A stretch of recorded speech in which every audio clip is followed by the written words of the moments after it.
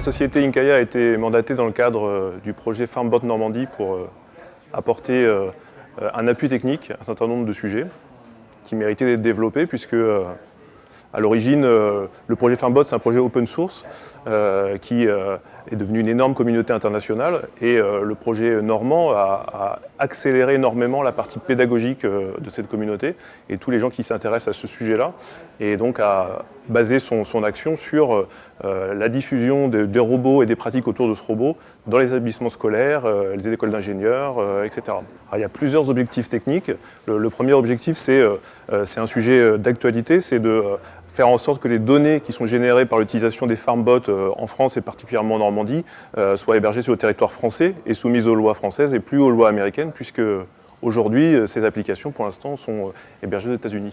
Alors tout au long du projet, les enseignants ont été confrontés à un certain nombre de problématiques pour travailler avec leurs élèves et leurs étudiants. Ils ont trouvé des parades, mais ils avaient besoin de nouveaux outils et donc d'un intervenant technique pour les accompagner sur ce sujet-là. Et ça passe notamment par le développement d'une application multi-utilisateur qui va permettre aux enseignants de, en quelque sorte, proposer des défis à leurs apprenants et aux apprenants d'y répondre et de travailler chacun sur leurs réponses à ces problématiques. C'était une intention web qu'on avait au départ, effectivement, faire progresser le FarmBot. On a un peu changé l'objectif, maintenant c'est vraiment plutôt une boîte à outils. On le démonte, on le remonte, on ne l'a pas tellement fait progresser dans l'immédiat. Par contre, ce qui est intéressant, c'est cette logique. Moi, je suis donc plutôt informaticien au départ, et cette logique d'open source, elle est quand même très très répandue dans l'informatique. Elle a permis un très fort développement du numérique, et je pense que d'autres secteurs peuvent être concernés, et notamment pourquoi pas l'agriculture. Donc là, ça nous permet d'aborder cette notion d'open source, j'allais pas dire de bien commun, mais de partage, de la conception et de l'effort intellectuel, on va dire. Voilà, je mets à disposition. Il s'agit de développer une application web qui va pouvoir être utilisée d'une part par les enseignants pour créer donc, des défis et proposer des défis aux apprenants, et d'autre part par les apprenants qui pourront se connecter, chacun avec leur compte, et puis répondre aux exercices qui leur sont proposés.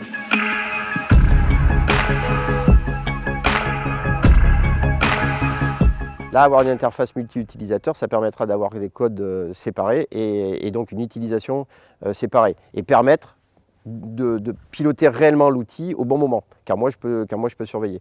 Là, le frein du FarmBot jusqu'à présent, c'était surtout le fait qu'on pouvait mettre finalement assez peu d'élèves autour de l'ordinateur. Il fallait vraiment travailler par petits groupes, ce qui n'est pas toujours faisable dans les classes. On espère que ça va nous permettre de pouvoir travailler plus avec des groupes plus élevés, plus grands en nombre.